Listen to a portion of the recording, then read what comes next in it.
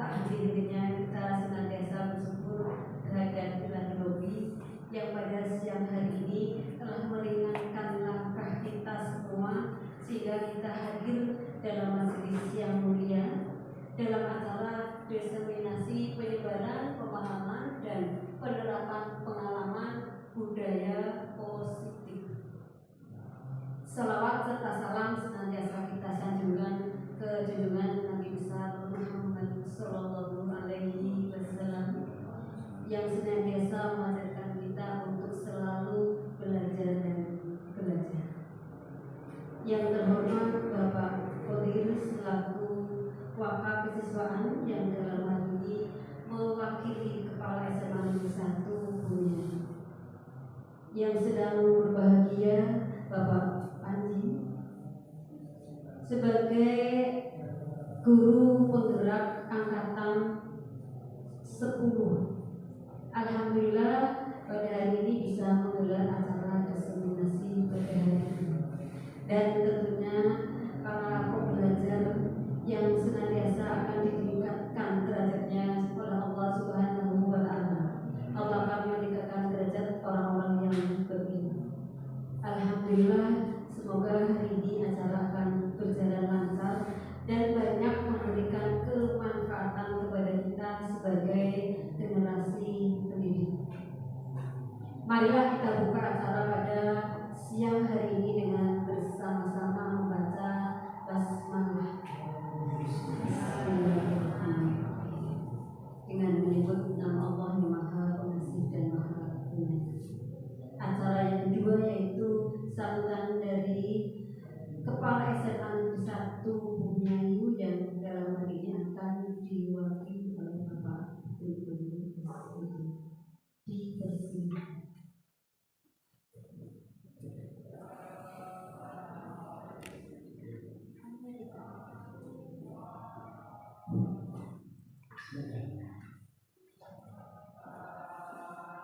Assalamualaikum warahmatullahi wabarakatuh. Bismillah, alhamdulillah, alladzi khalaqal insana min 'alaq wa khalaqal insana fi ahsani taqwim. Asyhadu an la ilaha illallah wa asyhadu anna Muhammadan abduhu wa rasuluhu la nabiyya ba'dah. Allahumma shalli ala sayyidina Muhammad wa ala ali sayyidina Muhammad. Yang terhormat Pak Supandi selaku calon guru penggerak angkatan 10 Kabupaten Brebes dan teman-teman Bapak Ibu guru yang berbahagia yang dalam ini adalah sebagai peserta untuk diseminasi pada budaya positif kali ini. Pertama dan yang utama marilah kita panjatkan puji syukur kepada Allah Subhanahu wa Ta'ala. Alhamdulillah pada hari ini kita dipertemukan dalam kegiatan diseminasi CDP terutama untuk budaya positif.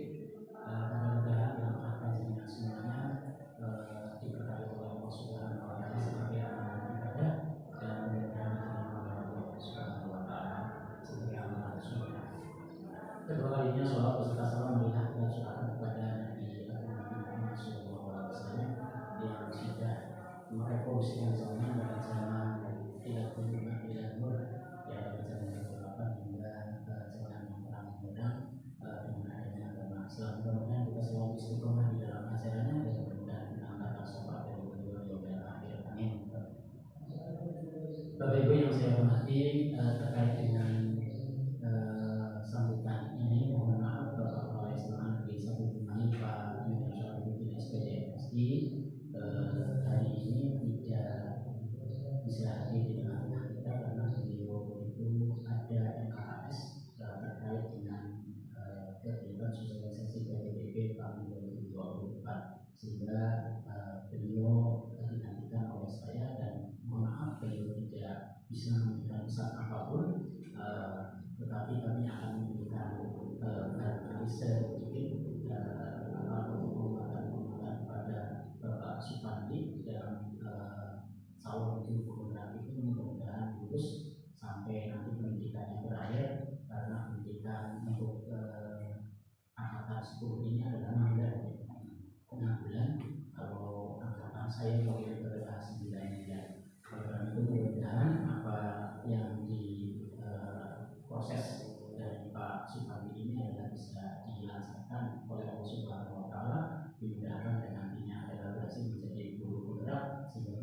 menginspirasi daripada teman-teman kita semua di lingkungan SMA Negeri 1 Bintaro. Terkait dengan guru penggerak, mohon maaf saja Bapak Ibu, bukan berarti guru penggerak itu bisa semuanya bisa. Ya, jadi bukan berarti semuanya harus guru penggerak. Ya, jadi oleh karenanya bukan berarti semua guru penggerak itu adalah ya bisa apa saja. Jadi tetap ada keterbatasan itu. Kita hanya diberi peluang untuk melakukan kegiatan belajar secara bersama-sama. Dan inti daripada ajaran Ki Hajar Dewantoro yang tentunya adalah bapak pendidikan kita itu adalah ya setidak-tidaknya adalah pendidikan yang berproses berpusat pada siswa. Itu intinya. Jadi semua kegiatan, semua arahan dan sebagainya itu adalah biasanya adalah berpusat pada siswa. Kemudian terkait dengan guru penggerak, mohon maaf sekali lagi, terkait dengan guru penggerak bukan berarti ya itu untuk guru penggerak itu memang sebenarnya adalah ya diajarkan, karena prinsip daripada guru penggerak itu adalah ya bergerak kemudian menggerakkan. Ya bagaimana ya jadi dalam hal ini adalah ya bergerak dulu ya. Sama saja bergerak itu di Al-Quran dan Al-Mudaththir juga sudah disampaikan. Laku Pak Amir. Jadi bumi itu ya berdiri itu ya sama saja ya. Kemudian mohon maaf saja guru penggerak itu ya harus juga dilandasi. Ya kita harus berubah. Mindset yang tadinya itu adalah terkait dengan konvensional, ya sekarang sudah berubah. Ya, artinya kita harus berpusat sekali lagi kepada pelayanan kepada siswa. Upaya-upaya daripada guru penggerak itu pada dasarnya di seputar ya bagaimana mengupayakan kita itu adalah pelayanan siswa dengan sebaik-baiknya. Modul 1.4 budaya positif itu adalah ya sangat luar biasa menginspirasi, dan kami harapkan budaya positif itu ya menular ya menjadi budaya. Pada dasarnya sekarang mungkin ya jadi sekolah SMA Negeri 1 Bintaro itu adalah mungkin ke depan itu adalah diupayakan sekolah sehat. Ya bagaimana mengupayakan budaya positif sehat itu baik secara fisik maupun secara lahir, perilaku dan sebagainya itu bisa mengarahkan kepada budaya positif yang diinginkan. Sekolah ini perlu adanya sentuhan-sentuhan yang artinya lain. Jadi kegiatan-kegiatannya itu harus bisa struktur, ya, sistematik, kemudian masif. Artinya seluruhan bisa terangkai sehingga menjadi suatu kebudayaan.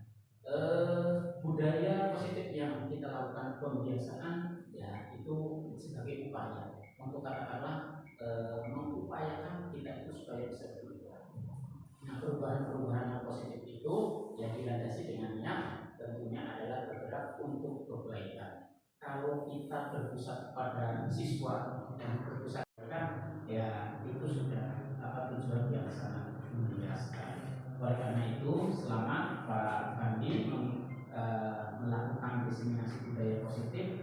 Mohon virus-virus budaya positif itu bisa dikembangkan. Kemudian mohon Bapak Ibu mendukung kegiatan budaya positif yang dilakukan oleh calon guru penggerak sehingga tidak sebatas pemenuhan kebutuhan pada saat ini saja, tapi adalah menjadi budaya SMA Negeri 1 Bintaro sehingga budayanya lebih beragam dengan budaya-budaya positif tadi. Saya kira demikian yang saya sampaikan. Kurang lebihnya mohon maaf. Sekali lagi selamat untuk mengikuti diseminasi budaya positif dan penanganannya terhadap siswa, karena pada dasarnya kita itu harus mengetahui kebutuhan dasar siswa. Nah, kebutuhan dasar siswa itu ya didayani dengan budaya-budaya positif tadi. Sekira demikian, kurang lebih maaf. Assalamualaikum warahmatullahi wabarakatuh.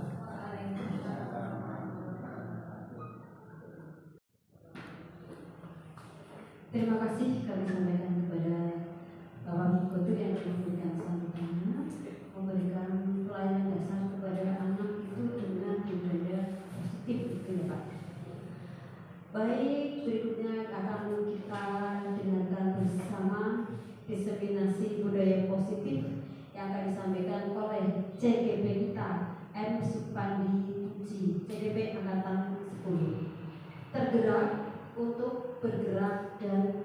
menggerakkan.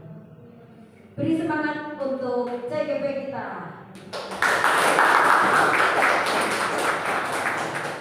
Mohon dipersilakan. Tergerak untuk bergerak dan menggerakkan. Tergerak untuk bergerak dan menggerakkan. Pak Umar, yang berdiri supaya bergerak.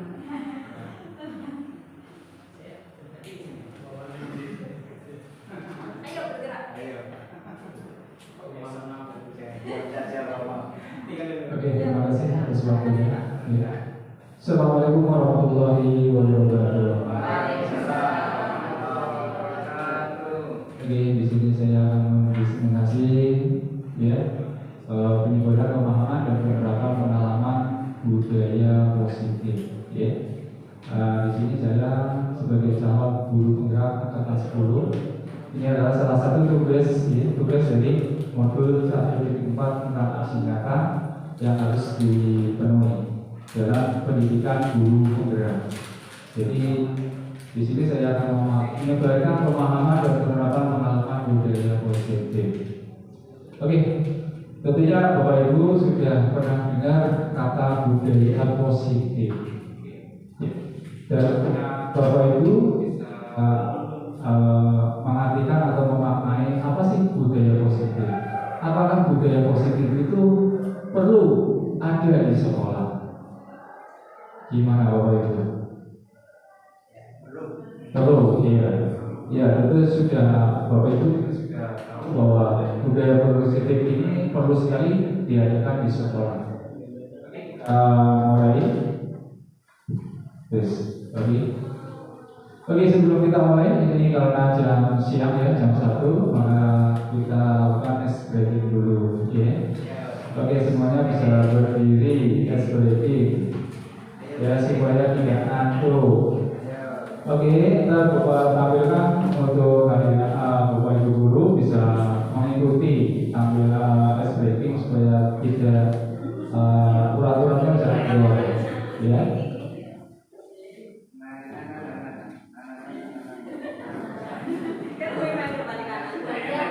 Oke, kita mulai dari Bapak Ibu untuk bisa bergerak semangat ya, bisa maju.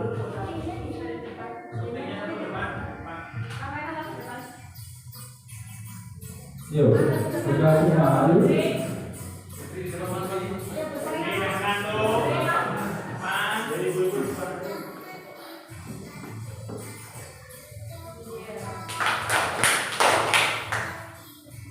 Yuk, asik, terus.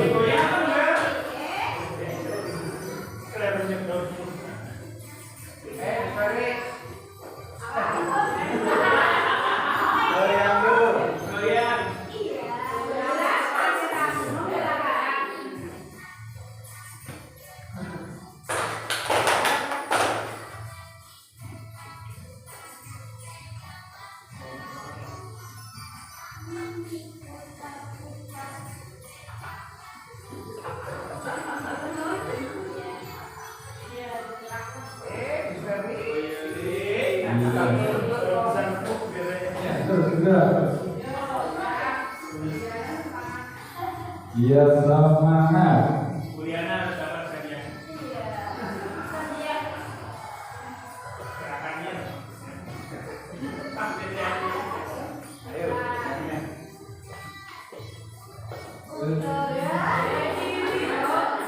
Juliana sih masuknya aja.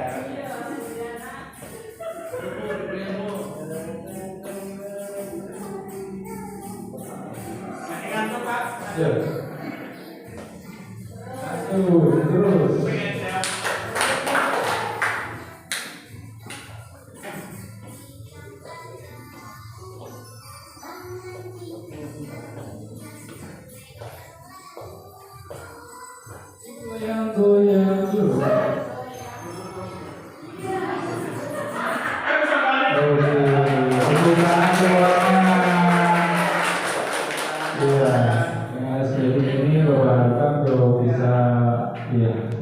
Semangat ya untuk bisa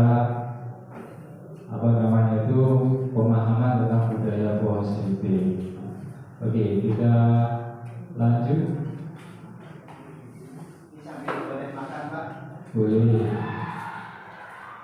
Oke, di sini ada pertanyaan pragmatik. Ya. Oke, bisa. Apakah setuju dengan pernyataan ini? Ya, satu adalah hukuman dapat mendisiplinkan anak. Setuju atau tidak? Disiplin dapat mendisiplinkan hukuman dapat mendisiplinkan anak. Setuju. Oke, yang setuju angkat tangan silakan. Oke. Setuju. Yang tidak setuju? Oke. Terus yang nomor 2, pemberian hukuman dengan hal positif seperti membaca atau membersihkan halaman sekolah dapat meningkatkan disiplin anak. Setuju atau tidak? Yang setuju? 1, 2, 3, 4. Yang tidak setuju?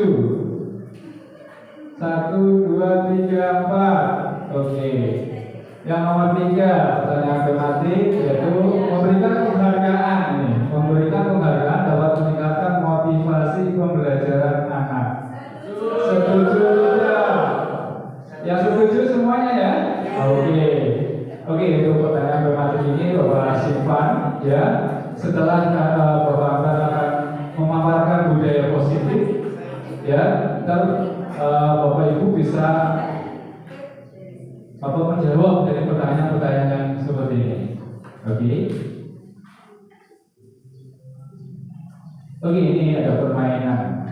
Oke, silakan Bapak Ibu berdiri, ya, berdiri semua. Nah, ini ada permainan adalah tentang perubahan paradigma, kegiatan kepal kanan. Oke, sebelah kanan itu mengepal. Oke, sebelah kiri itu merayu atau membujuk. Ya, oke, sebelah kanan siapa? Oke, sebelah kanan, oke. Oke, berhadapan, bisa berhadapan, Bapak Ibu bisa berhadapan dengan oke, bisa berhadapan. Oke, yang sebelah kanan mengepal. Yang sebelah kanan itu mengepal. Yang sebelah kiri diam saja dulu, jangan mengepal. Sebelah kiri jangan mengepal. Oke, sebelah kanan mengepal. Oke, silakan. Yang sebelah kanan itu membayangkan itu ada sesuatu yang berharga sekali. Ya, Anda bayangkan sebelah kanan itu menggenggam sebuah barang yang berharga sekali. Oke, sebelah kiri itu memaksa atau membujuk atau menggelitik atau ya merebut apa yang ada di sebelah kanan. Oke, Bapak itu sampai 3, silakan. 1, 2, 3, silakan. Ayo, rebut yang direbut, coba cepat direbut.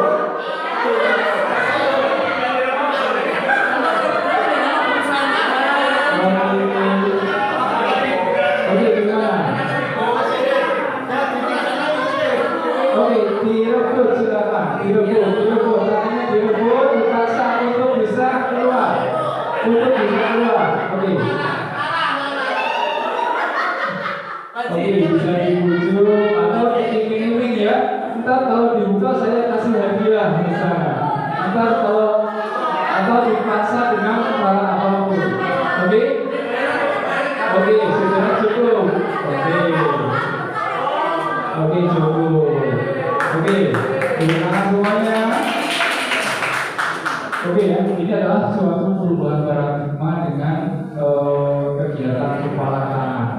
Ya, di sini Bapak Ibu sudah melakukannya dengan kepala tangan. Ya, Anda itu mengepalkan tangan, ya, yang menunjukkan bahwa tangan yang Anda kepalkan itu adalah barang yang sangat berharga sekali. Ya, dan di sebelah kirinya dan teman Anda itu ingin merebut. Ya, itu.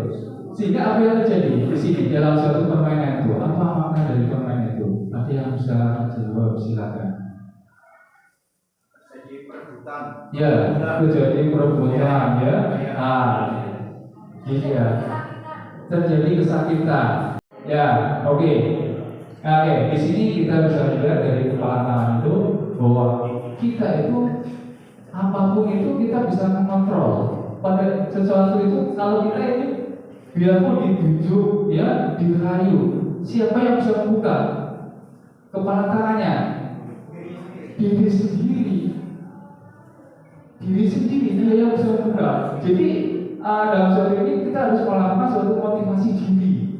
Anak seperti itu juga, ya, dia punya suatu keinginan apapun, biarpun sudah dibujuk, biarpun sudah dipaksa atau dihukum, anak sudah punya motivasi diri. Dia akan menggenggam apa yang dia akan dapatkan.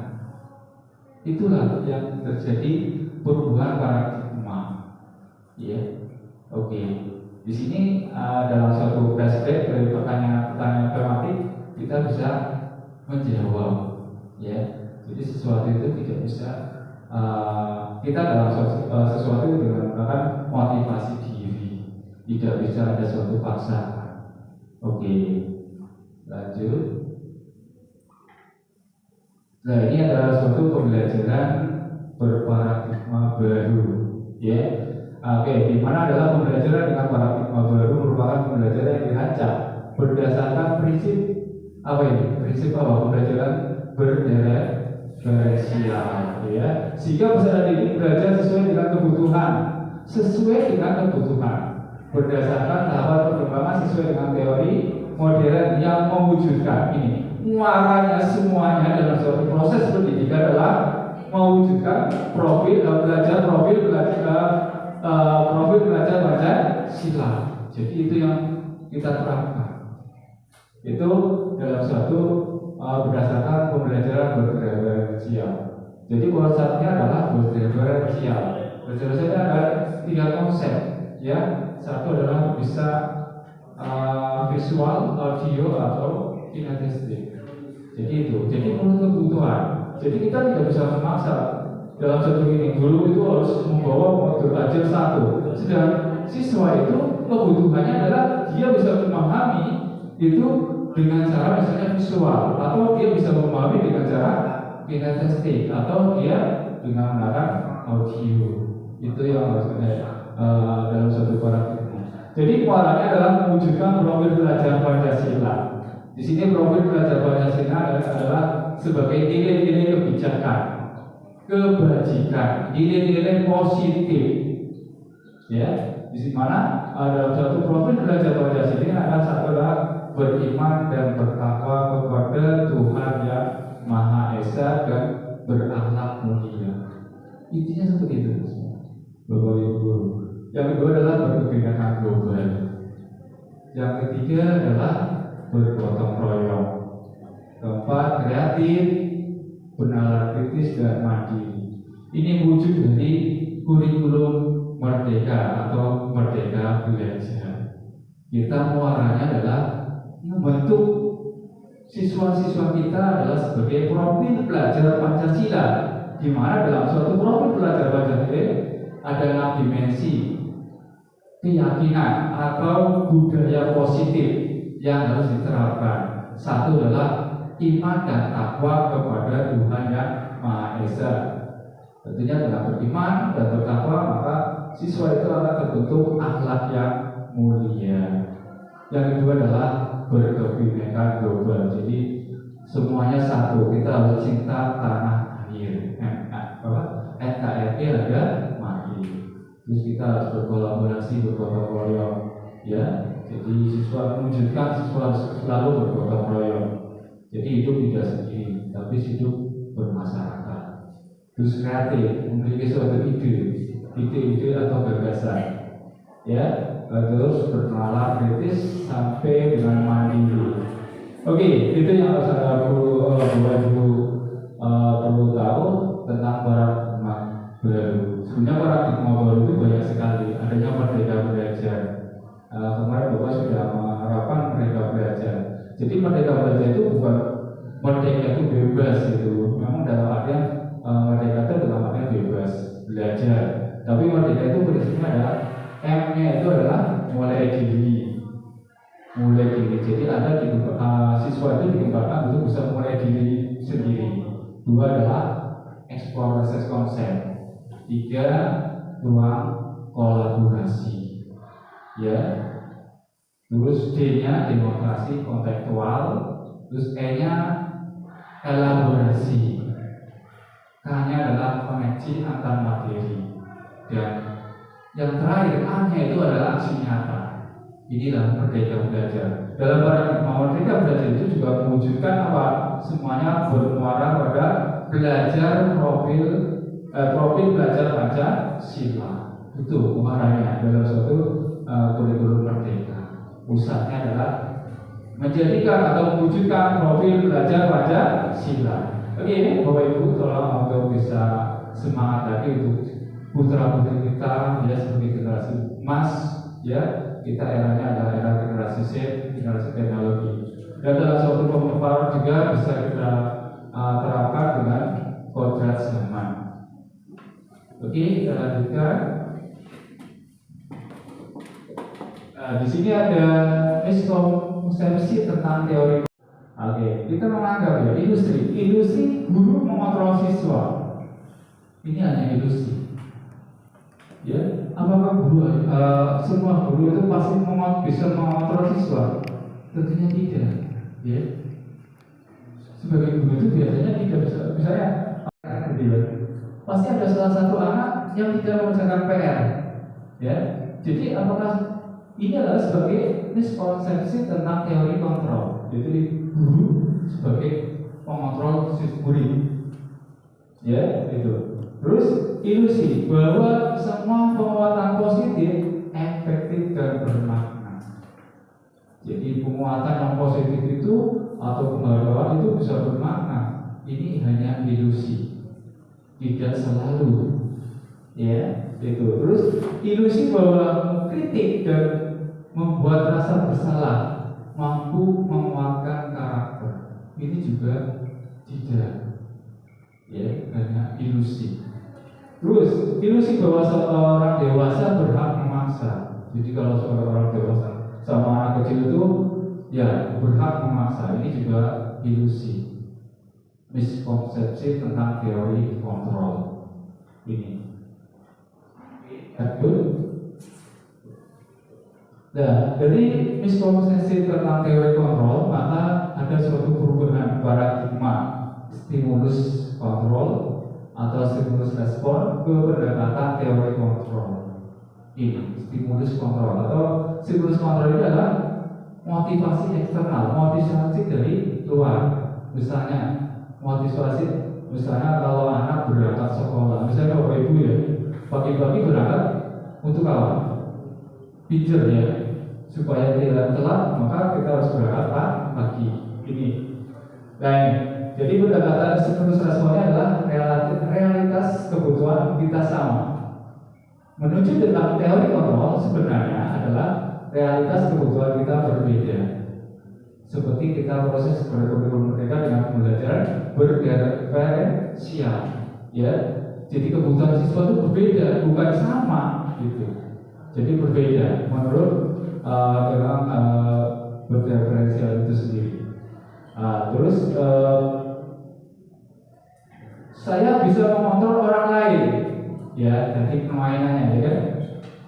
Ternyata dengan teori kontrol ini adalah yang hanya Anda bisa mengontrol sendiri. Anda, ya siapa yang bisa mengontrol? Ya Anda. Ya tadi ada permainan kepala tangan itu ada menganggap, ya hanya Anda yang bisa mengontrol, bukan orang lain. Yaitu, ya. Jadi kita harus menetapkan pada anak seperti itu tentang hal perubahan paradigma stimulus respon ke pendekatan teori kontrol, ya. Terus stimulus respon, ya, model berpikir menang kalah sekarang sudah tidak, ya. Sekarang adalah masuk ke teori kontrol, model berpikir menang-menang. Jadi artinya adalah tidak ada yang salah, tidak ada yang benar, ya. Tidak ada yang jelek, tidak ada yang buruk, tidak ada yang bagus. Semuanya adalah menang-menang pada siswa, ya. Semuanya adalah benar dan benar. Semuanya baik dan baik. Itu proses teori kontrol tentang perubahan. Oke, lanjut. Oke, kita lanjut ke disiplin positif, ya. Pada disiplin positif ini yang berasal dari kata disiplina, ya, yang artinya adalah belajar. Ya mungkin kalian konsepnya disiplin itu apa? Ya, hukuman ya, atau penghargaan. Kalau ada keterlambat pasti disiplin dong, gitu.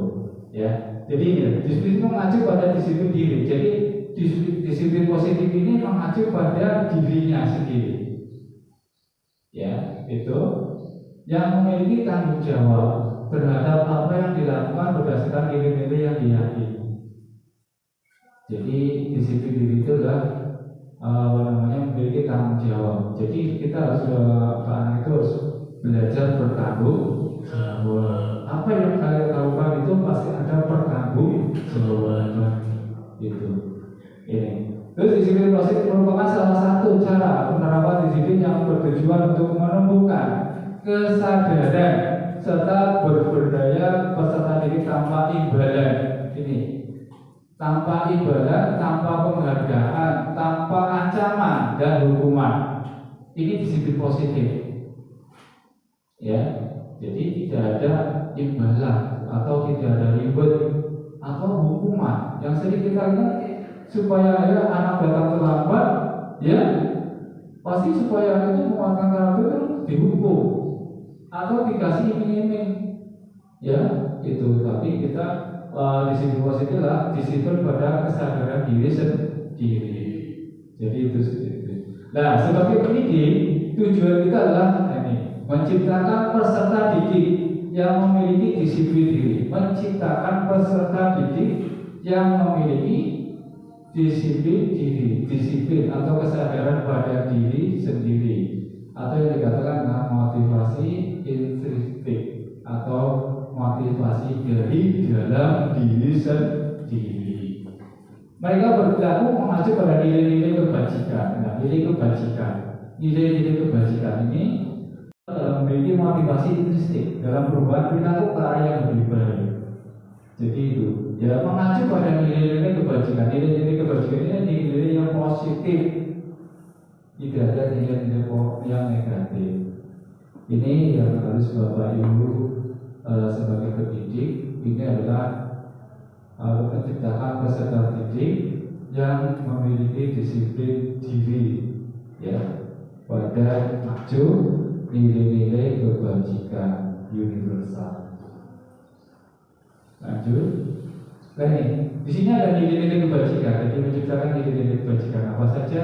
Di sini nilai yang disepakati bersama, lepas dari suku, bangsa, agama, bahasa maupun latar belakang. Nah, dalam sebagai pendidik ini adalah mewujudkan profil belajar Pancasila. Di sini nilai-nilai kebajikan apa? Nah, di sini nilai kebajikan adalah tertera pada profil belajar Pancasila, di mana ada 4 dimensi tadi. Iman dan takwa kepada Tuhan Yang Maha Esa, menciptakan akhlak yang mulia, terus kebinekaan global, gotong royong, mandiri, kreatif, dan bernalar kritis. Inilah wujud dari apa Bapak Ibu wujudkan dalam suatu meyakini pada nilai-nilai kebajikan. Ini. Jadi Ibu ya program atau PIP ini toleransi ya. Nilai-nilai yang baik ya. Nilai kebajikan ini adalah nilai-nilai yang baik, nilai positif, ya. Itu. Lanjut. Nih, lain Bapak Ibu bisa tadi Bapak Kodir juga bisa menyampaikan ada suatu kebutuhan dasar. Kenapa anak itu terlambat? Kenapa itu anak itu bisa menyalahi tentang aturan itu sendiri? Nah, dasarnya adalah kita harus mengerti apa itu kebutuhan dasar manusia, Bapak Ibu ya. Di sini kebutuhan dasar manusia adalah segala sesuatu yang kita lakukan untuk mendapatkan apa yang kita inginkan. Ya. Seluruh tindakan yang kita lakukan memiliki tujuan tertentu. Jadi seluruh yang Bapak Ibu lakukan atau siswa-siswi kita lakukan itu memiliki tujuan tertentu. Dan semua usaha yang terbaik yang kita lakukan adalah dalam rangka ini, usaha yang terbaik. Ya, Bapak Ibu juga tahu ya, untuk usaha yang kita misalnya sebagai pengajar, tentunya untuk memenuhi kebutuhan dasar manusia. Itu. Oke, ada beberapa sih kebutuhan dasar yang perlu Bapak Ibu tahu gitu. Ini ada 5 kebutuhan dasar. Ya, ada 5 kebutuhan dasar. Satu adalah apa? Bertahan hidup. Bertahan hidup ini adalah seperti makan minum gitu ya. Jadi misalnya ada anak yang lemah, lemur, itu kita harus berarti salah satu anak itu belum mencukupi kebutuhan hidup. Mungkin belum sarapan ya gitu. Jadi kita bisa melihat konsekuensi itu sendiri. Terus tempat tinggal, misalnya terlambat, ya kan? Bertahan hidup, misalnya ada anak yang tiba-tiba pakai motor ternyata bannya kebes. Ini harus kita lihat dari kebutuhan hidup. Jangan langsung kita tuduhkan anak itu salah. Itu. Terus pakaian, ya kebutuhan hidup ini, ya. Terus keselamatan dan kesehatan ini bertahan hidup.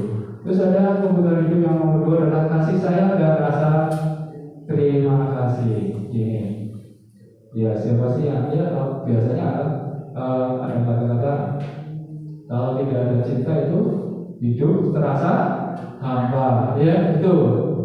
Ya gimana? Kebutuhan hidup yang kedua adalah rasa diterima. Ya kemarin ada kasus ya di kelas 10 juga sama. Itu kasusnya adalah merasa tidak diterima oleh teman-temannya. Ini. Jadi kita tidak bisa menyalahkan. Ya kita harus berpatok pada kebutuhan dasar manusia. Terus kepedulian, berbagi, kerjasama menjadi bagian dari kelompok itu. Terus kepuasan, harga diri. Keinginan dapat dianggap atau pemimpin berprestasi. Jadi anak itu pengen tampil prestasi dia maju dulu aktif gitu. Ini kebutuhan dasar manusia yang nomor 3. Terus kebebasan, mandiri, memiliki pilihan, mencoba hal baru. Itu dalam suatu kebebasan, ya. Atau bebas anak itu bisa mengungkapkan pendapatnya, gitu. Terus yang terakhir adalah kebutuhan dasar yang perlu Bapak Ibu ketahui adalah kesenangan, ya. Jadi anak itu bisa merasa ini. Yang kemarin ya ada kasus di 11 itu siswa-siswanya pas waktu dia dia belajar untuk mampu adik, ternyata dia lagi main bola. Jadi dari kebutuhan hidupnya dia merasa belum dicukupi, ya. Di rumahnya mungkin dia jenuh gitu ya. Sampai ke lingkungan sekolah dia pengen main. Itu. Sehingga kita harus melihat dari kebutuhan hidup pada manusia atau pada siswa-siswi kita.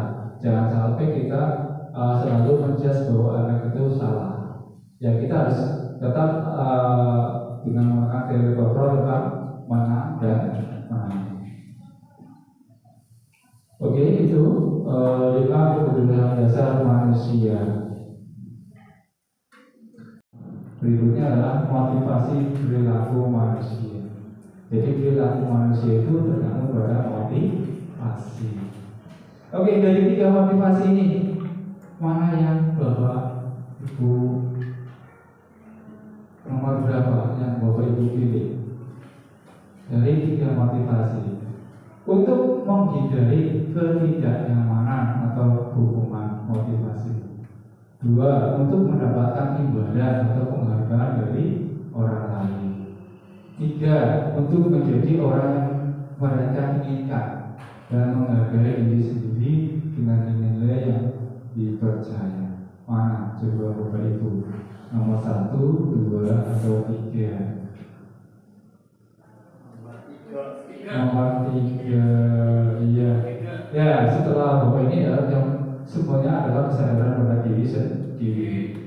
Jangan karena misalnya ada anak itu berangkat disiplin, ya kan, berangkat pagi karena motivasi luarnya adalah supaya tidak dihukum. Itu. Jadi harus memiliki motivasi pada diri sendiri, kesadaran pada diri sendiri, ya tentang pentingnya budaya positif. Atau untuk mendapatkan imbalan, gitu ya. Reward, ya anak itu ya senangnya seperti itu ya. Anak-anak itu semuanya kalau ada cuannya atau uangnya atau imbalannya atau itu pasti anak itu semangat. Ya. Dan ini kita ya tetap kita acuannya adalah pada motivasi intrinsik, motivasi diri. Kita harus bangun budaya positif dengan motivasi intrinsik atau motivasi yang ada pada diri dalam diri sendiri, bukan motivasi luar ini. Jadi yang nomor 1 dan nomor 2 adalah motivasi dari luar. Ya, Anda datang bahwa itu guru datang pagi karena takut terlambat. Kalau takut terlambat gak pinjer, ya kan? Pinjernya telat. Kalau pinjernya telat berarti misalnya sertifikasinya enggak cair. Itu juga bukan kepada motivasi diri, ya kan? Itu. Tapi motivasi luar. Pikirannya adalah supaya bisa absen pagi jam 5, setelah itu pulang lagi. Itu berarti masuk ke motivasi luar. Ya, kita harus melakukan pada motivasi kesadaran pada motivasi diri. Ya, gitu. Lanjut. Bapak itu mengenal ya hukuman, konsekuensi atau restitusi. Dari ketiga kata hukuman, konsekuensi atau restitusi, mana yang belum pernah Bapak dengar? Restitusi, iya. Restitusi ya. Oke. Hukuman sama konsekuensi itu mungkin Bapak Ibu benar ya. Kalau hukuman itu segala tindakan yang menggunakan langsung ya, misalnya dihukum ya, hukuman itu. Jadi hukuman ini tidak terencana atau tiba-tiba langsung, misalnya anak datang terlambat, sudah kamu bisa 20 kali hukuman spontaneous itu. Terus murid tidak tahu apa yang terjadi di sini ya, tidak terlibat, bersifat satu arah, satu guru yang mengontrol. Terus hukuman fisik atau verbal, ya misalnya lari, pusat atau berdiri. Ini juga hukuman gitu. Terus ada konsekuensi ya, terencana, disepakati sesuai ya. Misalnya sudah disepakati ini jadwal tiket, tapi anak itu tidak tiket, maka konsekuensinya apa? Misalnya denda 5.000 yang nggak tiket, ini konsekuensi. Ya, perpus misalnya. Jatah peminjaman buku 5 hari, denda, itu konsekuensi. Ya, itu konsekuensinya adalah menyelengi itu konsekuensi. Nah, yang sekarang kita harus bisa belajar tentang yang terakhir itulah restitusi. Ini yang kita proseskan pada suatu budaya positif. Ada suatu paradigma baru ya untuk mengembangkan siswa-siswi kita. Intinya adalah menunjukkan profil belajar Pancasila, di mana restitusi ini adalah proses menciptakan kondisi bagi murid untuk memperbaiki kesalahannya. Proses gitu. Jadi tidak langsung dihukum, langsung tidak dikonsekuensi. Ayo bayar denda. Tidak, tapi kita harus menciptakan kondisi bagi murid untuk bisa memperbaiki kesalahannya. Menanyakan dulu bagaimana. Ya, jadi harus diusahakan dulu sama anak, tidak langsung berubah. Ini sekarang penerapan tentang budaya positif. Terus proses kolaborasi, jadi dikolaborasikan, ya, yang mengajarkan murid untuk mencari solusi sendiri. Jadi bila anak mendapatkan suatu masalah, maka solusinya atau pendekatan itu dari murid itu sendiri. Kita tidak bisa langsung melaksanakan tentang tindakan itu, restitusi. Ingat pada suatu filosofi diajar Dewan Dewa menyatakan bahwa guru itu ada filosofi itu adalah inace psikolodo ikmatiwa keso dituri harga ya. Jadi guru itu di depan itu harus menjadi contoh yang baik ya. Di tengah guru harus memberi suatu semangat, dan di belakang guru harus memberi dorongan gitu. Itu harus Bapak Ibu cermati dalam satu proses menuju kurikulum merdeka. Jadi sudah dipahami ya Guru ya. Oke, dari sini ada yang ditanyakan, silakan. Dipahami ya Bapak Ibu ya? Bisa ya? Antara hukuman, konsekuensi, dan restitusi. Jadi Bapak Ibu sudah harus paham mana yang harus kita laksanakan, mana harus kita terapkan, apakah hukuman, restitusi, atau konsekuensi. Tentunya di sini kita dengan proses budaya positif kita harus bisa menerapkan tentang restitusi itu sendiri. Artinya hukuman juga boleh ya Pak? Sekarang sudah tidak diperlakukan. Iya, sekarang konsepnya adalah pada suatu motivasi diri atau dari dalam siswa itu sendiri. Jadi restitusi ini ya proses menciptakan kondisi murid untuk memperbaiki kesalahannya. Jadi siswa salah, misalnya meminjam buku, telat, itu siswa itu dibiarkan memberi semua proses, ya, gitu. Proses untuk menyadari dirinya bahwa saya salah. Dan solusinya apa? Mohon maaf Pak, ini saya bukunya terlambat. Gitu. Ini adalah tapi kita tidak langsung ke poin sini. Anda itu telah bukunya, sehingga ini dia. Anda kan sudah tahu peraturannya, konsekuensinya apa? 10.000 itu tidak boleh. Jadi anak yang bisa memutuskan sendiri. Ini restitusi, ya. Anak yang bisa mencari suatu solusi dalam suatu kesalahan sendiri, sehingga timbul motivasi untuk nah itu supaya tidak ya, berarti harus tetap itu memberikan suatu kesadaran. Ya. Betul. Itu enggak anak itu dalam proses ini dalam budaya positif ini tidak instan Bapak Ibu. Ya. Jadi prosesnya panjang. Kita harus membentuk profil pelajar Pancasila dulu. Nilai-nilai kebijakan dari profil pelajar Pancasila apa satu? Iman dan takwa, itu intinya sendiri. Kalau siswa-siswa kita takwa, menjalankan perintah Allah ya, terus menjauhi segala larangan, insya Allah akan berakhlak mulia. Pasti akan memiliki suatu intrinsik atau motivasi dari dalam sendiri. Itu. Jadi prosesnya budaya positif ini tidak instan, tapi kita harus belajar. Dibiasakan anak itu jangan langsung menjudge anak itu salah, gitu ya. Tapi kita biarkan anak, kita pantau, kita lihat, ya, kita prosesnya. Dan ingat bahwa filosofi diajar adalah sekarang guru itu sebagai fasilitator saja. Iya, fasilitator. Karena sebagai guru sekarang sudah kalah sama Google ya. Ya. Guru kita mengajar, tapi Google lebih pintar. Iya. Jadi apa yang bisa yang tidak bisa sama Google hanya karakter siswa. Kita membentuk karakter profil belajar baca itu. Terus itu sampai kapan untuk menyadarkan anak supaya bisa merasa dirinya bersalah? Oke, ya. Nah, kita akan mencari ya. Ada segitiga restitusi, keyakinan kelas. Kita belajar tentang pemahaman, bagaimana metode untuk menerapkan satu budaya positif.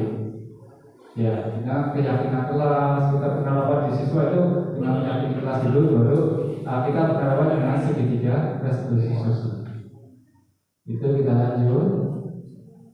Ini perbedaannya ya. Jadi tes gagal itu hukuman. Jadi kalau guru itu hukum berarti sudah teridentitas gagal. Terus identitas sukses ini kan konsekuensi atau restitusi. Ini perbedaan dari hukuman, konsekuensi dan restitusi. Oke, bisa bawa baca atau buku baca. Ini atau hukuman negatif, untuk konsekuensi netral, dan untuk restitusi dalam positif. Karena siswa itu salah bisa bertanggung jawab, bisa memecahkan masalah itu sendiri dan bisa mendapatkan suatu solusi dari masalah yang dia buat. Intinya, Bapak Ibu, siswa-siswi itu setiap tindakan itu ya harus dipenuhi pada suatu kebutuhan dasar manusia itu sendiri. Lanjut. Nah ini ada sebuah Bapak Ibu tindakan guru konsekuensi nomor 1 mencatat 100 kali di dalam buku kalimat saya tidak akan terlambat lagi karena terlambat ke sekolah. Ini konsekuensi atau hukuman? Hukuman. Ya, oke. Terus lari mengelilingi lapangan basket 2 kali karena terlambat hadir di sekolah. Hukuman apa? Konsekuensi. Coba. Lari mengelilingi lapangan basket 2 kali karena terlambat hadir di sekolah. Hukuman. Oke. Terus yang nomor berikutnya, murid diminta untuk push up 15 kali karena tidak menggunakan masker ke sekolah. Jelas hukuman, ya. Mengganti kertas tugas temannya yang telah dicoret-coret apa? Konsekuensi. Bagus ya, pintar. Luar biasa.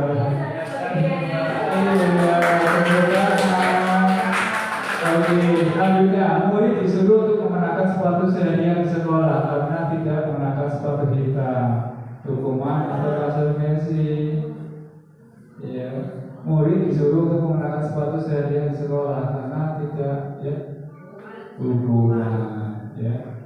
Ini yang nomor terakhir, lari mengelilingi lapangan basket 2 kali karena terlambat 10 menit untuk pelajaran PJOK. Hukuman apa konsekuensi? Pak Nana.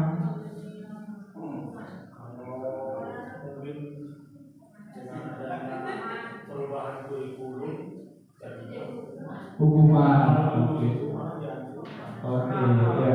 Anak terlambat, yang lain sudah pemanasan lebih dulu, dia baru datang. Ya, kan? Jadi konsekuensinya dia mengimbangi yang sudah lebih dulu. Kan harusnya sekarang. Iya, betul. Ya, kalau hukuman kalau belum ada kesepakatan, ya. Kalau hukuman itu kalau sudah kesepakatan itu konsekuensi. Sudah disepakati oleh siswa atau murid, terus Bapak Ibu guru melari untuk melawan itu konsekuensi. Itu Pak. Ya, bagus sekali. Tepuk tangan semuanya untuk Pak Nana. Oke, kita tahu ya Bapak Ibu ya antara perbedaan hukuman konsekuensi dan restitusi. Yang paling nomor sebagai Bapak Ibu guru sebagai pendidik adalah kita harus menggunakan tahapan yang nomor 3, restitusi. Lanjut. Oke, ini Bapak Ibu. Ini ada 5 posisi kontrol guru. Luar biasa, dari 5 posisi guru. Dari 5 posisi kontrol guru mana Bapak Ibu yang pernah melakukan? Sekarang Bapak kasih ini, kalau Bapak Ibu tulis ya berbagai pengalaman Bapak Ibu pernah hukum atau apa silakan. Oke. Terus Bapak Ibu tempel di depan.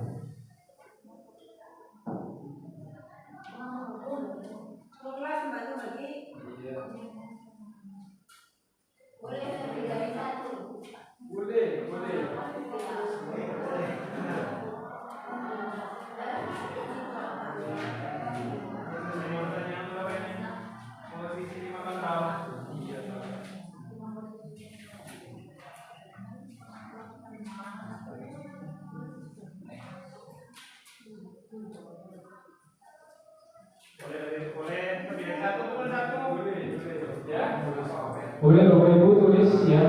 Ya, ini 5 posisi kontrol guru ya. Ada 5, ada penghukum, membuat merasa bersalah, teman, pemantau atau manajer. Mana yang Bapak pilih?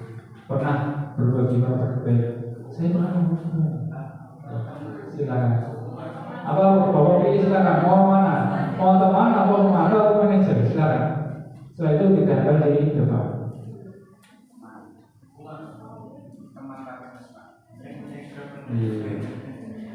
Yuk, sudah ditempel di depan, silakan. Ditempel di depan. Iya, ditempel saja. Ditempel, iya. Di sini. Oke, bisa. Oke, silakan. Yuk dipasang di depan Bapak Ibu guru. Sini Pak. Iya siap. Iya boleh dikasih nama. Ya. Iya. Enggak apa-apa. Kasih amplop. Amplop di cewek.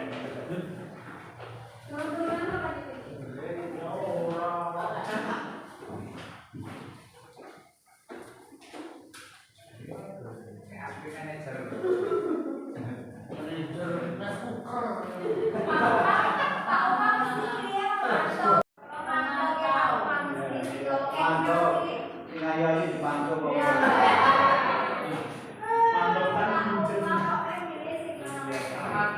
Ya, perlu Bapak Ibu tahu ya bahwa Bapak Ibu guru ini ada 5 posisi kontrol guru ya. Di sini Bapak Ibu guru sudah menulis dan menempelkan ya posisi guru. Ini ada teman ya, teman manajer. Oke, yang manajer siapa?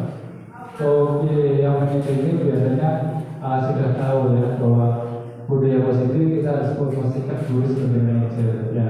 Mudah-mudahan manajer itu sebagai calon kepala sekolah ya. Oke, ada penghukum ini, manajer penghukum pemantau. Terus ada manajer teman, ada membuat merasa bersalah. Oke, ada yang membuat merasa bersalah. Ini pernah contohnya. Ada? Ya. Oke, itu yang Bapak Ibu dulu. Setelah ini ya, kita bisa melihat dari 5 posisi kontrol guru apa saja. Kita bisa memahami. Ya, ini ada kasus ini. Contoh penerapan 5 posisi kontrol. Kasus siswa tidak memakai atribut lengkap saat upacara bendera. Ini posisi penghukum itu adalah apa? Hormat pada bendera selama 1 jam. Ini siapa yang pernah melakukan?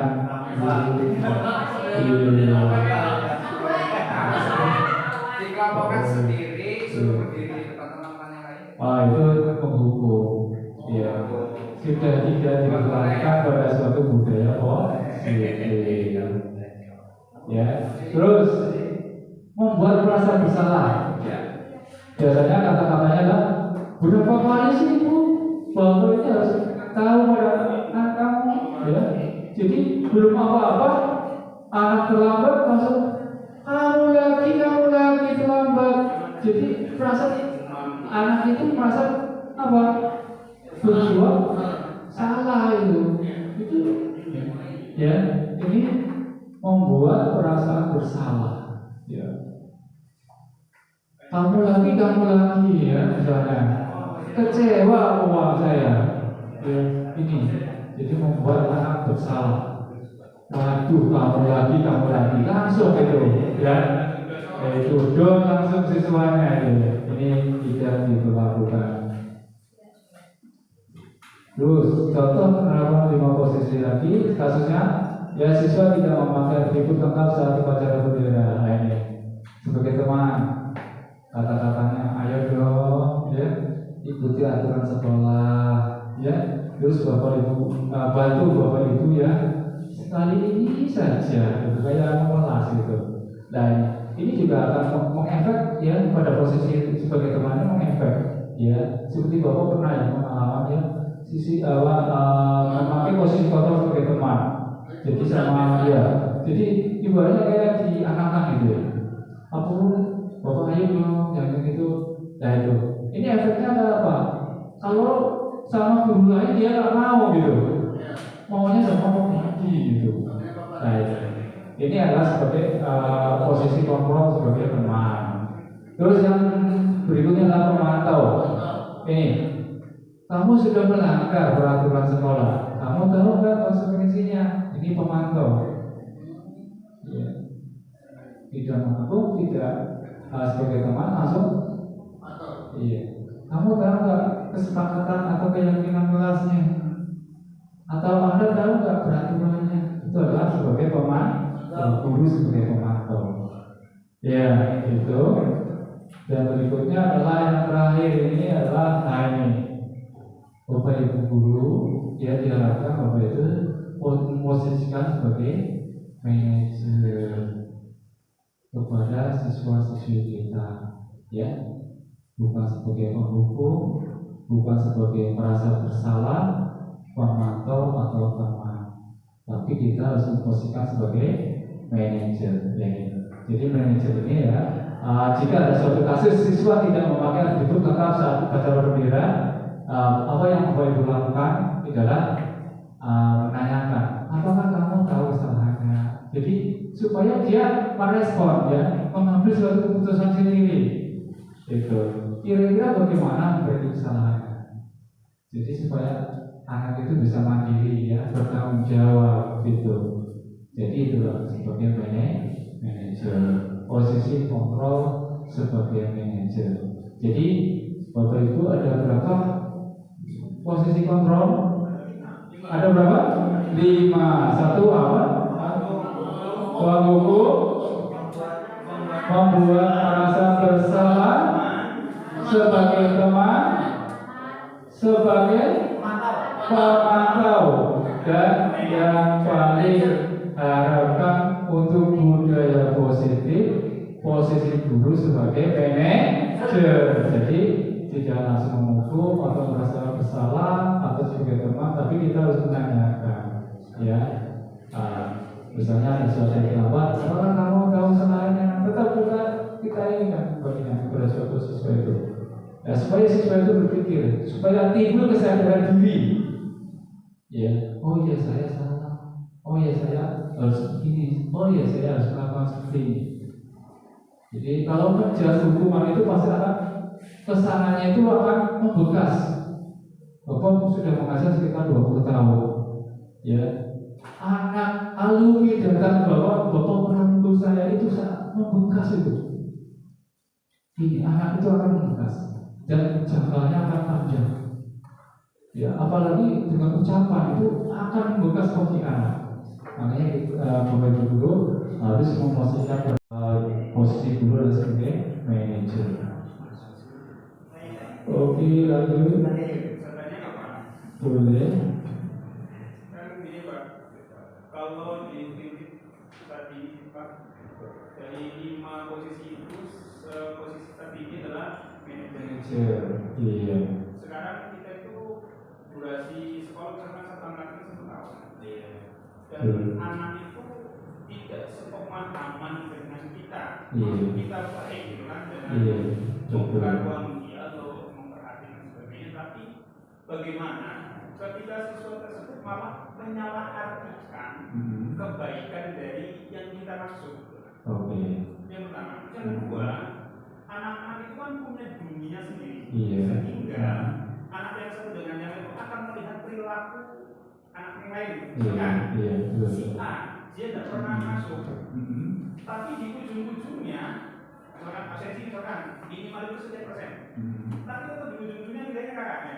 Tetap di ujung-ujungnya dia naik kelas gitu kan. Sehingga memungkinkan anak-anak yang tadinya semangat, yang di tengah-tengah yang antara semangat dan tidak semangat, lalu akan terbawa menjadi tidak semangat. Nah, pertanyaan dasarnya adalah bagaimana fungsi manajerial kita ketika berhadapan dengan anak-anak model seperti itu. Jadi kalau kita membuat kata manajer kan ada prerogatif yang apakah ketika kita meninggalkan anak ini daripada posisi 1, 2, ini saya posisi anak yang banyak gitu kan. Nah, apakah itu keluar dari koridor sebagai guru yang punya pemahaman profil belajar Pancasila? Oke, terima kasih Pak Abdul Rofi. Pertanyaan sangat luar biasa ya. Kita sudah memahami tentang ya, intinya kita tuh membentuk karakter profil belajar Pancasila. Dan kita akan membahas tentang keyakinan kelas Pak sebelum itu. Dan paradigma baru tentang merdeka belajar, M-nya adalah mulai diri Pak. Jadi mau menekankan keyakinan pada anak sebelum kita belajar. Itu Pak. Jadi untuk kita buat kesepakatan atau keyakinan dulu pada siswa-siswi, sehingga jika anak itu akan termotivasi pada temannya Pak. Jadi seperti itu. Itu Terus untuk untuk budaya positif ini bahwa ini adalah tidak bisa. Ya, kita harus berkolaborasi ya dengan semuanya warga sekolah itu untuk bisa menunjang budaya positif. Yang jelas Bapak Ibu Guru harus bisa melaksanakan tentang prinsip tentang budaya positif itu seperti Indonesia. Ya, Insya Allah untuk dan muaranya adalah profil pelajar Pancasila, iman dan takwa itu saja. Ya, seperti itu. Silakan. Oke, monggo silakan. Oke, itu Bapak Ibu. Mungkin kalau ada pertanyaan lagi, silakan kita lihat ya. Oke, dari 5 kontrol, posisi 5 kontrol dulu ada penghukum, merasa bersalah, teman, terus sebagai apa lagi, pemantau dan manajer. Oke, di sini ada coba. Saya kecewa sekali dengan kamu. Ini posisi kontrol yang mana? Yang mana? Saya kecewa sekali dengan kamu. Posisi kontrol yang mana? Merasa bersalah. Betul. Ini kamu tidak pernah benar melakukannya. Kamu mau ikut ya? Kalau pemantau jadi apa? Iya, kalian sudah tahu peraturannya kan, itu pemantau. Iya. Ini apa ini? Kamu tidak pernah benar melakukannya. Merasa bersalah lagi ya, itu. Jadi merasa bersalah. Belum mau kamu lagi. Udah sudah down. Ya. Dasarnya itu ya. Kayak kita belajar dalam filosofi Gajah Dewata adalah kodrat alam dan kodrat zaman. Manusia pada dasarnya Allah itu sudah memberikan suatu kodrat alam. Manusia itu Allah yang menciptakan manusia itu semuanya memiliki akal pikiran yang bagus. Ya, tidak memilih itu ya.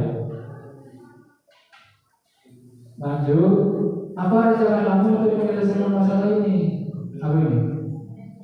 Apa? Waduh, Putri benar sekali, tepuk tangan, manajer ya. Jadi menanyakan apa sih rencana kamu untuk menyelesaikan masalah Anda yang itu, ya. Jadi itulah menanyakan bagaimana cara menyelesaikan atau mencari suatu solusi itu saja. Anda harus berpikir aktif. Jadi kita tidak anaknya harus aktif gitu loh. Jadi anak yang mikir sendiri, ya kan? Ingat tadi tentang kepala tangan ya. Siapa yang bisa mengontrol? Hanya dirinya sendiri. Orang-orang itu tidak bisa mengontrol apapun. Dirinya yang bisa mengontrol. Biarpun orang itu dihukum, biarpun orang itu tetap dirinya yang bisa mengontrol. Itu yang harus Bapak Ibu Guru pahami. Oke, ini posisi apa? Sebagai teman. Bagus. Ini kamu tidak akan pernah mendapatkan nilai jika tidak mengerjakan tugas. Apa? Hukuman, apa pemantau, apa ini? Ayo gaji. Kamu tidak akan pernah mendapatkan nilai jika tidak mengerjakan tugas. Apa ini? Hukuman, pemantau, teman, apa? Pemantau apa ini? Kamu tidak akan pernah mendapatkan nilai jika tidak mengerjakan tugas.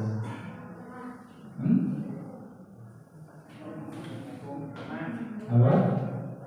Teman? Ada hukuman? Oke. Kamu tidak akan pernah mendapatkan nilai jika tidak mengerjakan tugas. Merasa bersalah.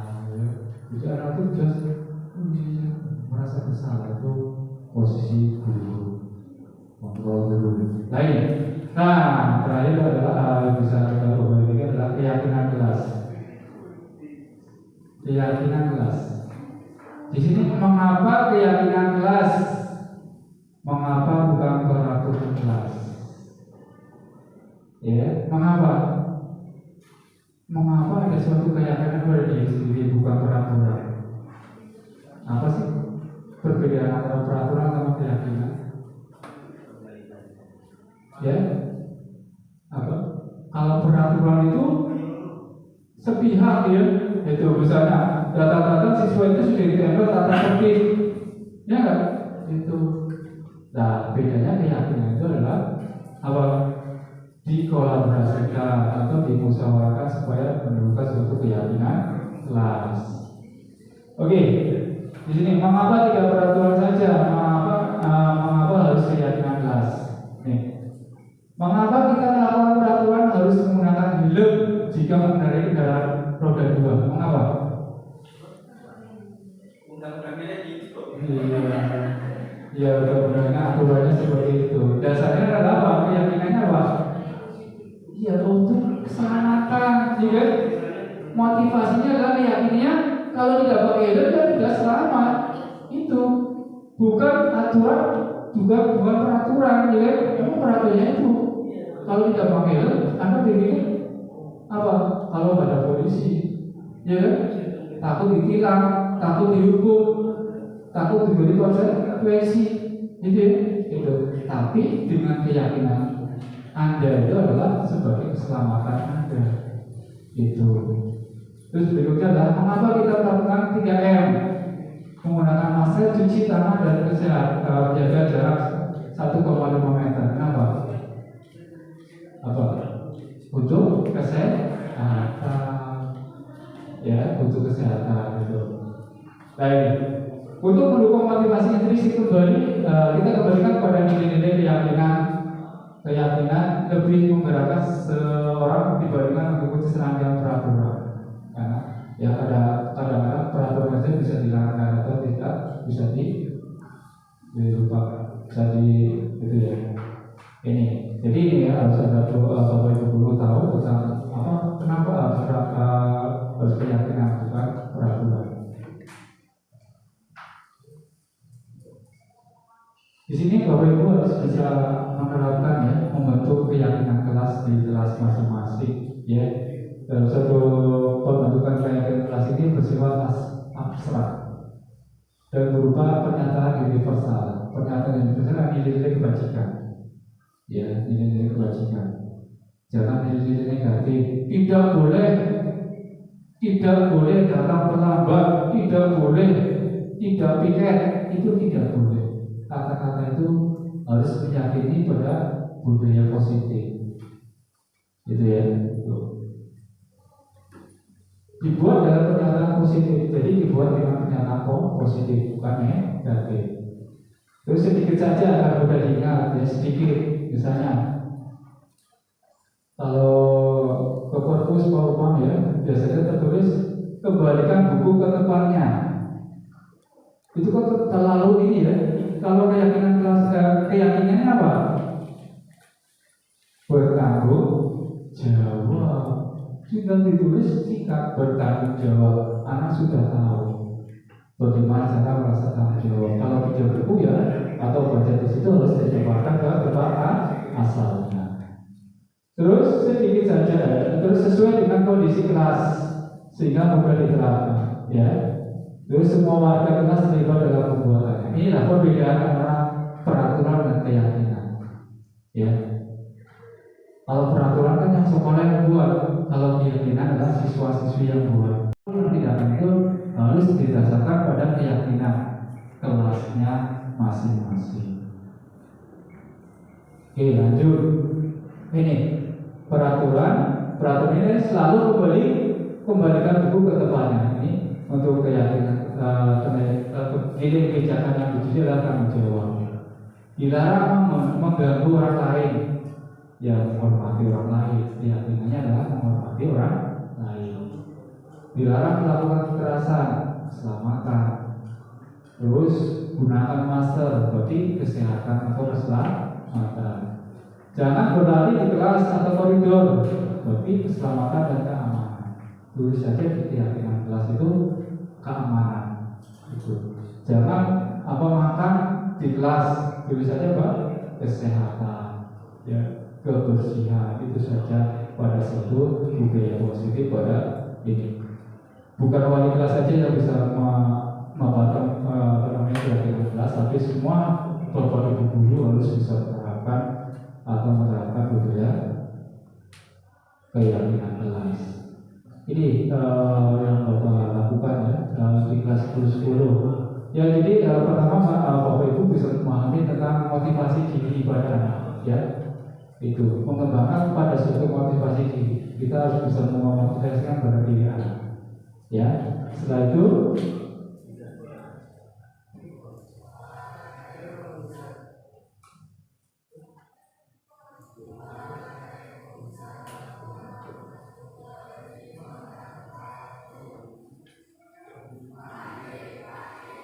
ya, ini kemarin Bapak melakukan penerapan budaya positif di kelas 10 tentang keyakinan kelas.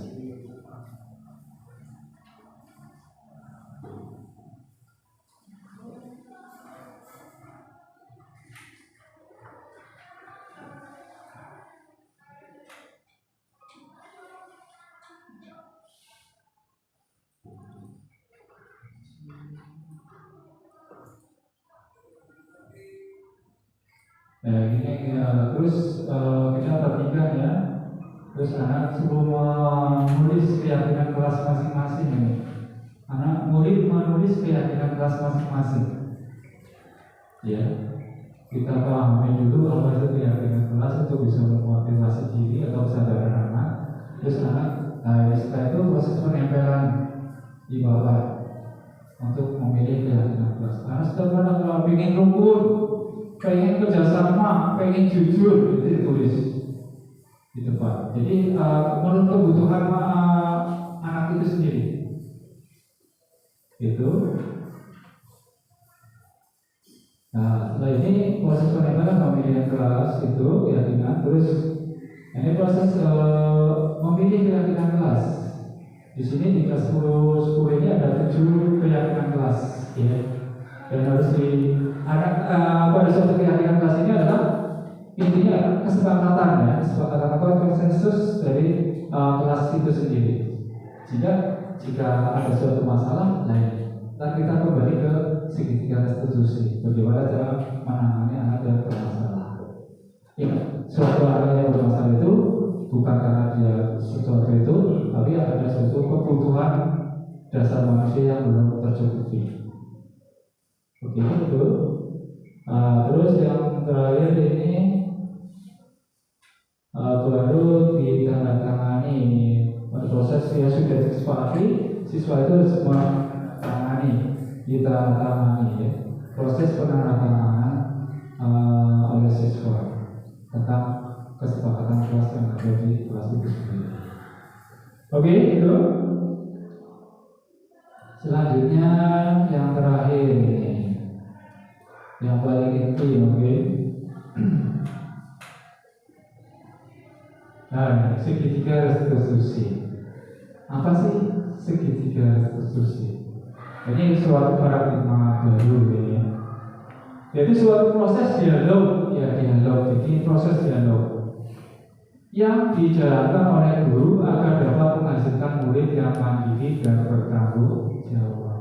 Jadi intinya kembali ke diri masing-masing. Oke. Suatu proses dialog ya. Jadi kita harus berdialog ke siswa ya, berkontribusi, berkolaborasi ya, bukan kita harus berprinsip pada menang-menang.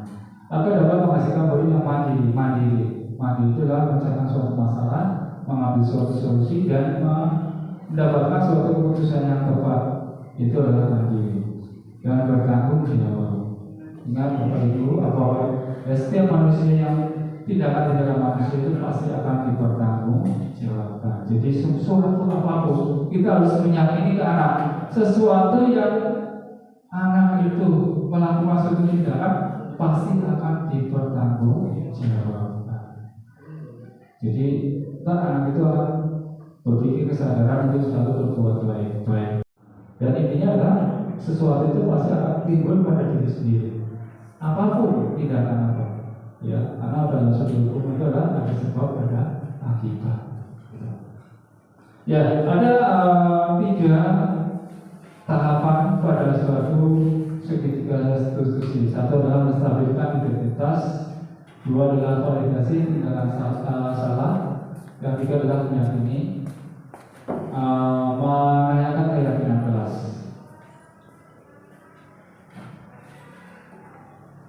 Oke, menstabilkan identitas. Yang pertama tahapan adalah untuk segitiga institusi ini menstabilkan identitas.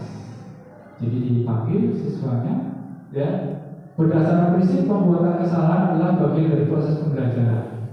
Jadi Bapak Ibu menanyakan itu berbuat salah itu ya wajar, iya. Jadi langsung tidak menghukum, tidak mau, ya gitu.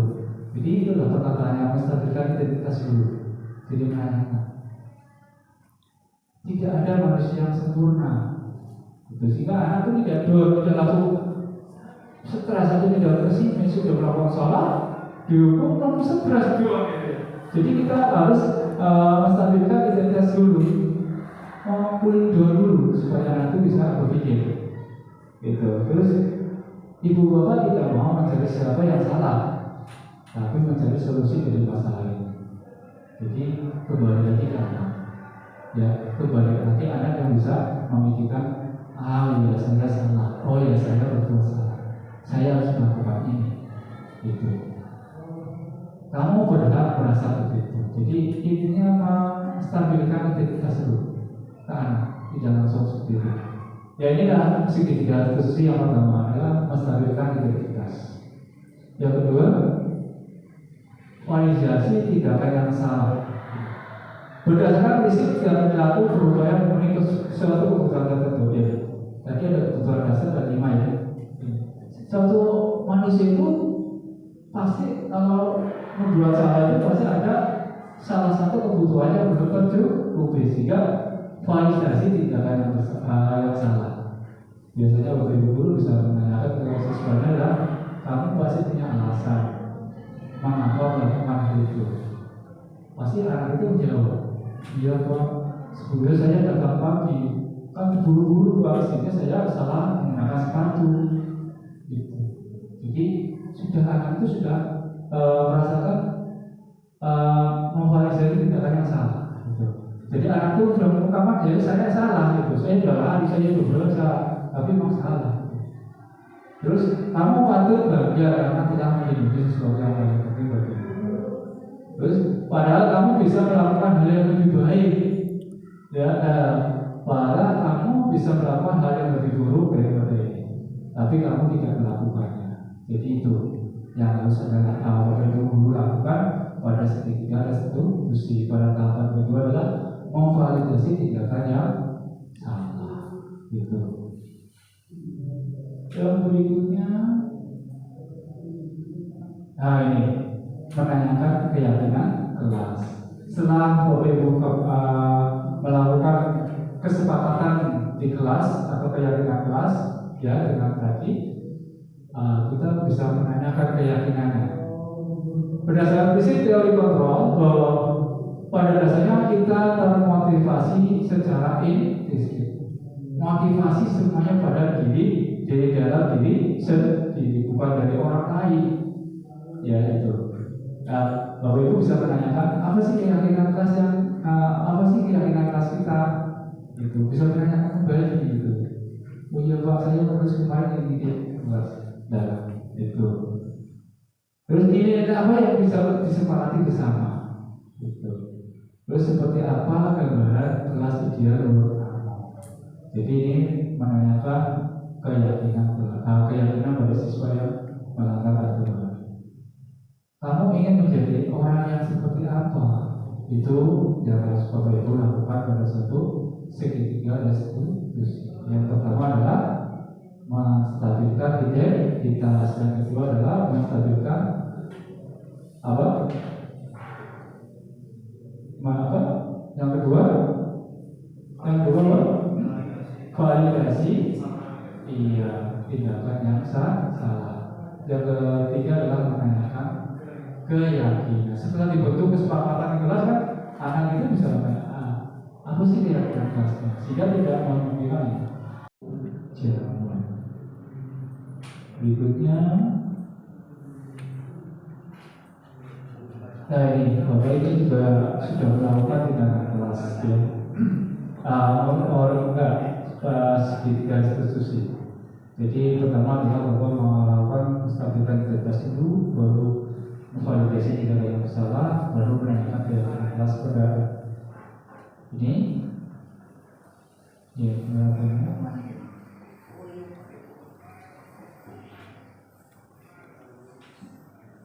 nah itu kemarin hasil 36 itu kajiannya besar, ya.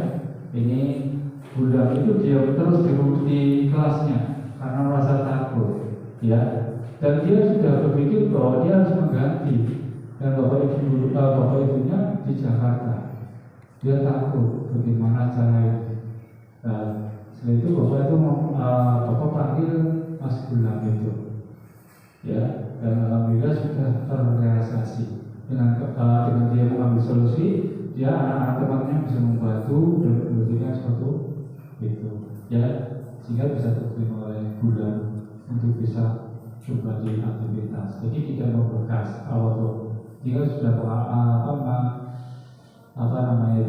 menyadari kesalahannya. Oke, ini yang harus Bapak Ibu lakukan pada satu segitiga restitusi. Nah, oke, terakhir penutup ini. Dalam penerapan kurikulum disiplin positif, hendaknya guru memiliki standar kepribadian profesional dan sosial yang baik, di mana guru mampu merefleksikan dirinya. Ya, guru itu harus profesional dan bisa merefleksikan dirinya. Kenapa anak itu melakukan seperti itu? Kita refleksi diri guru itu sendiri. Itu dalam posisi kontrol saat ini. Bagaimana perjalanan diri sebagai among? Among itu sebagai menuntut, ya, bahwa guru sekarang kan sebagai menuntut anak, menuntut kejaran dengan nilai-nilai kebajikan, atau manajer, ya, yang menuntut murid-murid menjadi insan yang mandiri, ya, merdeka dan bertanggung jawab. Inilah konsensus atau kesepakatan pada suatu kurikulum merdeka. Oke, dari sini mungkin cukup, ya, paparan dari pemahaman budaya positif. Terima kasih, mudah-mudahan ilmu yang Bapak berikan bisa bermanfaat. Jelas bukan masalah kita paham teori, tapi kita harus bisa mengimplementasikan atau menerapkan ke siswa-siswi kita. Ya, itu.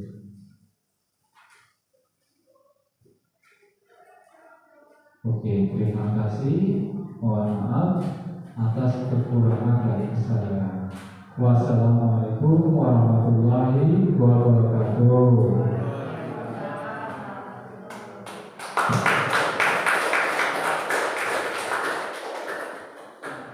Warahmatullahi wabarakatuh. Perkenalkan, nama saya Ferry Ahmaduddin, Askom, guru SMA Negeri 1 Bumiayu. Saya selaku teman sejawat dari Muhammad Supandi STSkom yang sedang mengikuti CGP Angkatan 10. Di sini saya akan melakukan tes nomoni terhadap pembelajaran yang sudah dilakukan oleh Bapak Supandi. Berdasarkan hasil observasi terlihat bahwa Bapak Supandi sudah menerapkan prinsip-prinsip kurikulum merdeka pada pembelajarannya. Salah satunya yaitu kegiatan pembelajaran berdiferensiasi. Terlihat pada kegiatan pembelajaran di mana penilaian secara kognitif yang sudah berdiferensiasi dan disesuaikan berdasarkan potensi yang dimiliki oleh siswa. Secara keseluruhan, Bapak Supandi telah memberikan umpan balik positif terhadap perubahan-perubahan pembelajaran yang Bapak Supandi lakukan.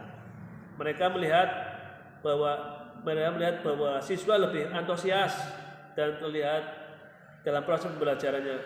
Mereka lebih mudah memahami konsep, strategi, program dengan langsung praktik dalam komputer. Demikian testimoni dari saya. Assalamualaikum warahmatullahi wabarakatuh.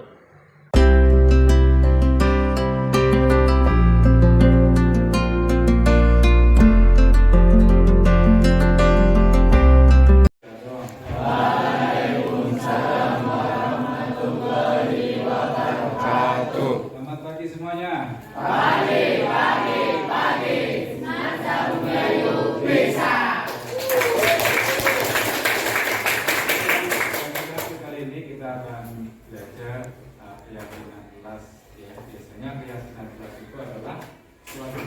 keyakinan ya dari diri kalian ya.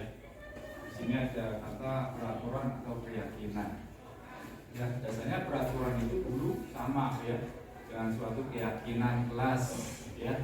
Tapi kita harus bisa membedakan antara peraturan ya, biasanya ada peraturan ini ditata tertib, ditulis ya kan.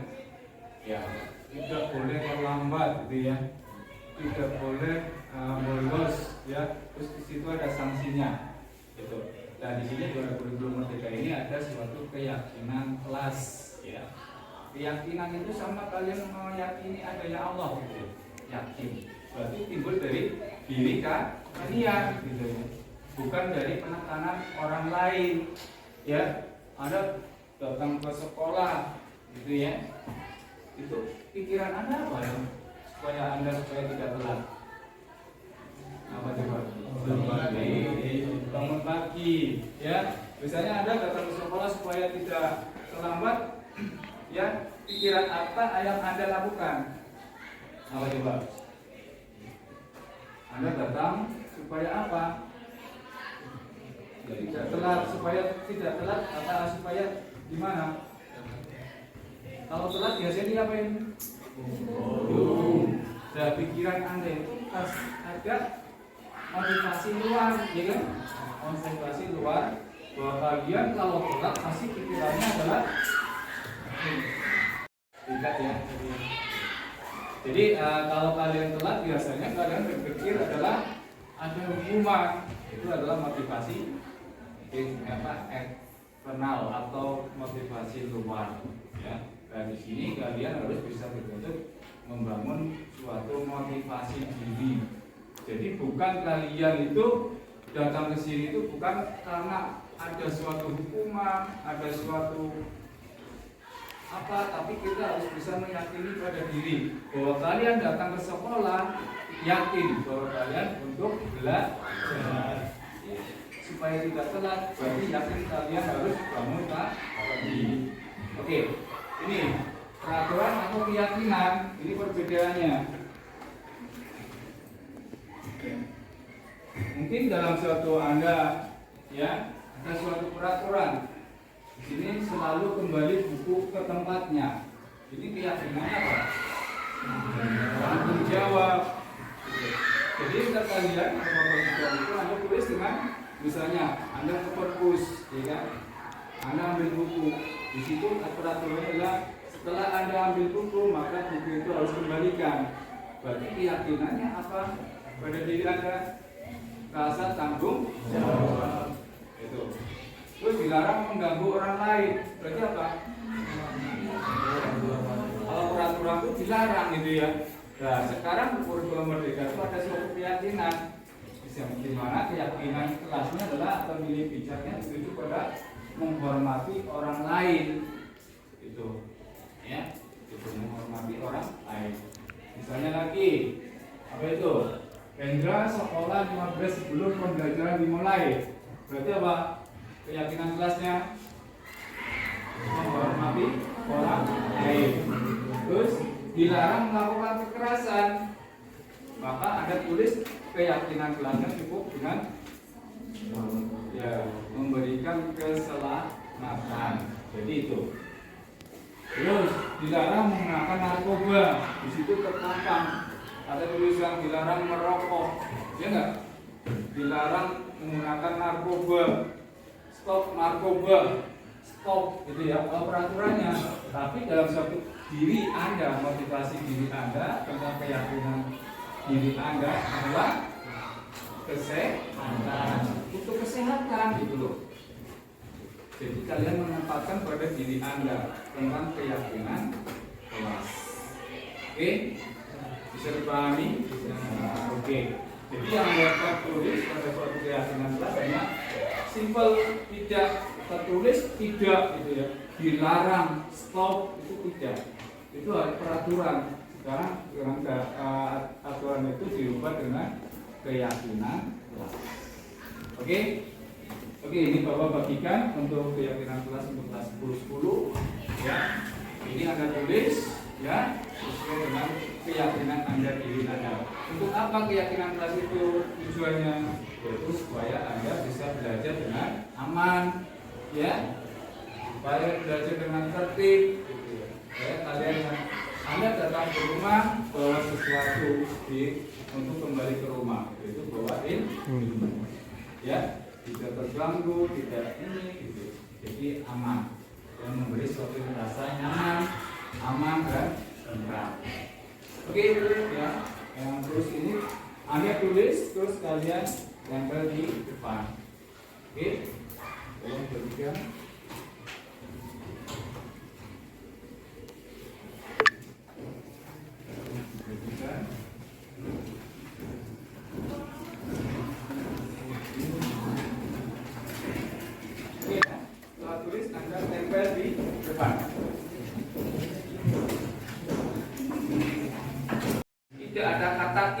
Tidak ada kata stop, tidak, ya, jangan, tidak, ya. Anda menulis dengan, ya, sehat, tanggung jawab untuk keyakinan kelasnya. Jadi nilai kebijakan tanggung jawab adalah selalu misalnya.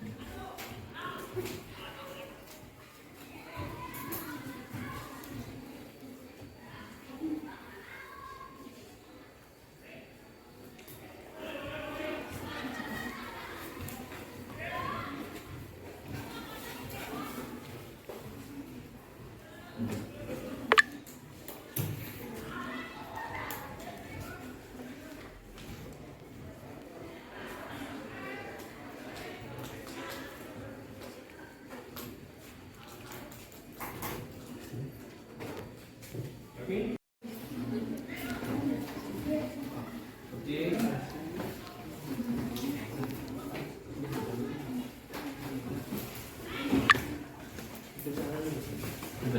Boleh.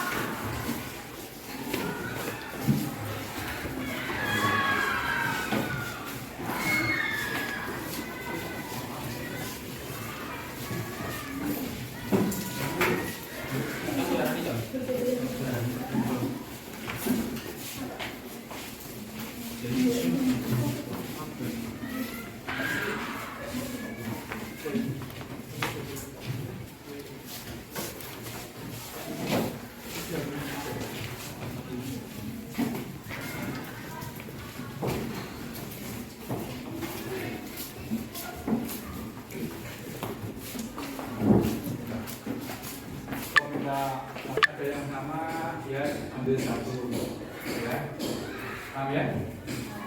Nah, 2 orang, silakan. 2 orang maju ke depan. Taruna silakan ke depan, ya, silakan. Perempuannya silakan maju ke depan 1. Silakan. Yuk, cepat. Jadi mas, jadi ambil di sana tanggung jawab yang pertama ini ambil terus benar berarti tanggung jawab ambilnya kita ambil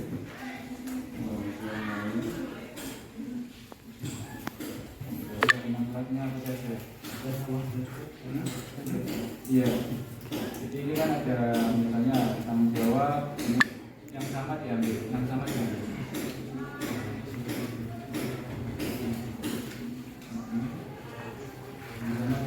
Yang satu taruh satu diambil, diambil dia dengan khas gitu.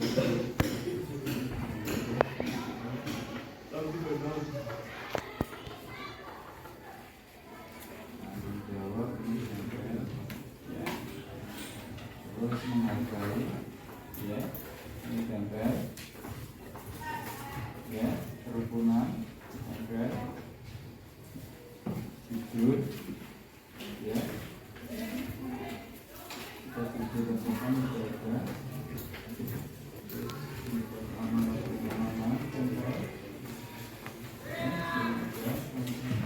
oke,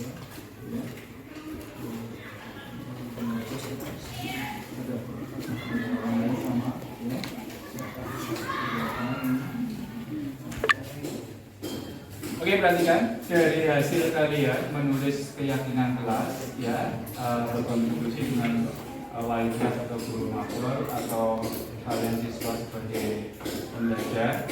Keyakinan kelas untuk kelas 10-10 kita ambil katakan ini adalah berapa ini? 1, 2, 3, 4, 5, 6 ya. Ya, dari yang 36 dipilih ya 7 keyakinan kelas ya. Jadi keyakinan kelasnya pertama adalah apa? Memberi kenyamanan ya. Kelas 10 ini memberi kenyamanan. Terus menghargai orang lain. Terus menjaga kerukunan. Terus jujur. Ini keyakinan kelas jujur. Terus menjaga keamanan. Terus kesehatan. Terus berkomitmen. Ini. Jadi ada 7 keyakinan untuk kelas 10. Oke, itu. Sekarang untuk kalian bisa bersama semua untuk bisa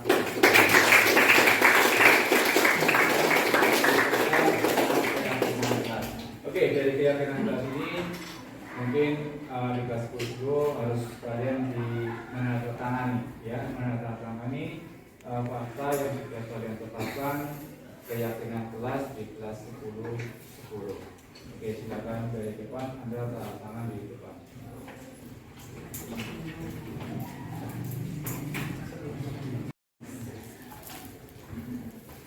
Yuk, silakan.